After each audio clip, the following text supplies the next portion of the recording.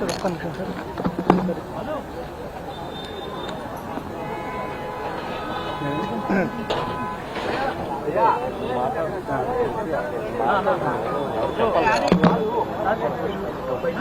నమస్తే అండి.